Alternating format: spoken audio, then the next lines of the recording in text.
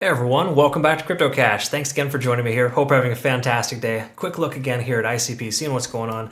I just get a lot of requests for this one. I figure we go ahead and jump right in, kind of talk about potential for retracement now that the top is tentatively in. I hope you sold at close to $12. That's a fantastic profit. If so, we took some nasty profit ourselves as well, if that is such a thing, right? So Shiba Inu 62%, 120 on first SHIB, AVAX 53%. Where's it at? Okay, there we go. ICP, all profit targets achieved 96%. That was at 3 a.m. this morning. I talked about that in my earlier video, just how proud I am of my community for learning to adapt and starting to trade a little more responsibly. That was a 5 to 6x leverage trade. Okay, a lot of my community members, while they might have 10 to 20x'd it, they kept it pretty safe, nice and tight, and ensured they took profits. So congrats again on that. I'm so happy for you. What we want to look at here, though, is some information that is important and relevant as far as retracement is concerned. We can look at the daily candlestick closure, which is pretty solid. As I mentioned before, be ready for a third or fourth red day. It's common for the third day to be green and the fourth day to be red. Okay, now again, we've actually seen about 5 or 6 days in a row where that's the case. It's kind of jumbled around, if you will. So 3 white soldiers may not be a distinct pattern here, but if we have a green day today, then we can summarize tomorrow should be red and or doji candle. Okay, right now so far we're opening with a doji, but we're only about 30 minutes in. But we're starting to find our average true range here, and we'll look at volume here as well. But not much else to really know. The daily time frame is super bullish, so it's not going to really help us too much understanding shifts in momentum per se, because everything's so over exaggerated. 4-hour time frame is a little better. We'll focus on the 4-hour and the hourly today, and just to quickly understand a couple of things. So when we looked at this earlier, stochastic was swinging up. Looks like we have our first stochastic divergence there, and actually no, I guess you could say that's more so the second. Those are a little more impactful. Although obviously now that we're here, we can see that the price has pulled back. But generally speaking, when you're looking at stochastic, the second shift down is typically the breadwinner there, and that's the one that's going to help a lot. But RSI, money flow index, everything's still staying pretty high, so we don't see any significant shift in momentum, which implies the price action is probably going to continue higher or bounce off this next level here. So what I mean by that is if we take a look at the price action, we kind of zoom in a little bit. Based on volume in the last, what is this? This is roughly the last 4 trading days. So in the last 4 trading days, yes, we have a decent amount of volume here at this support level or previous resistance. We talked about that a couple days ago. But we have this new intense amount, heavy amount of support at about 8.9, round number, just say $9. Okay, so $9 is a strong volume support based on the last 3 or 4 trading days. That's a pretty big deal considering we only spent a very little bit of time in this range. Okay, so a lot of people are like, oh, okay, this is what FOMO is right here. FOMO is this.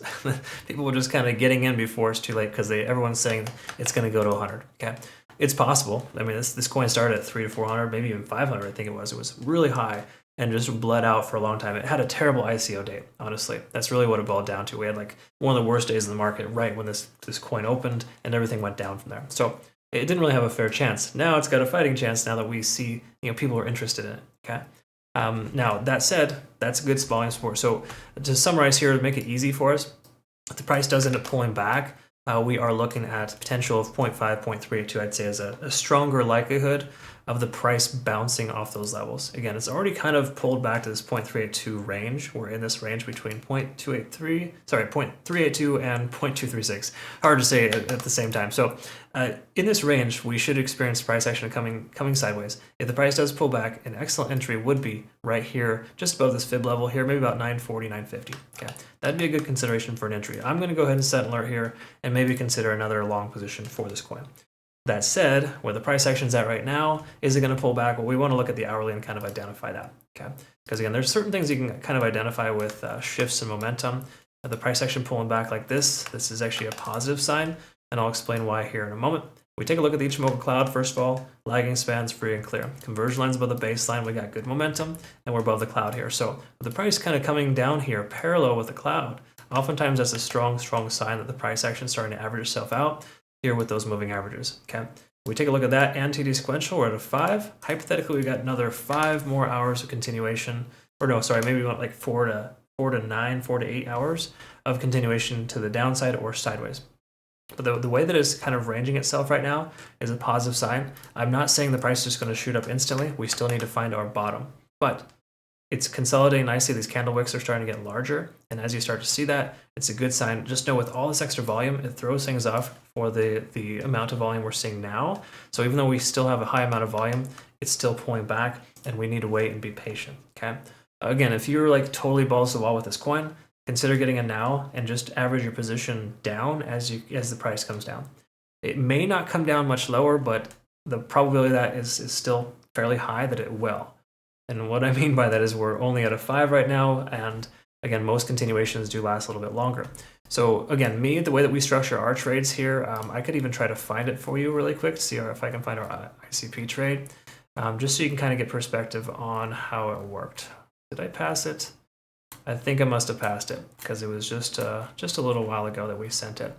So IOTX, ICP, here we go. So 5x leverage trade, you notice there's multiple entry targets and multiple profit targets, okay? You always want to trade, obviously, with a stop loss. But more important, multiple entry targets average our price down. So essentially, if the price pulls back to 603 and you got it at 648, you split the difference and your average price is now somewhere in the 620, 625 range, okay? So something along those lines. So that being said, you might want to consider something like that here, where you get in now, get some skin in the game. If the price pulls back, add to your position. You can still do this with futures by adding to your margin. And then, of course, same thing here as well if it comes down that low. Again, that's up to you, your own risk tolerance. You know what works best for you.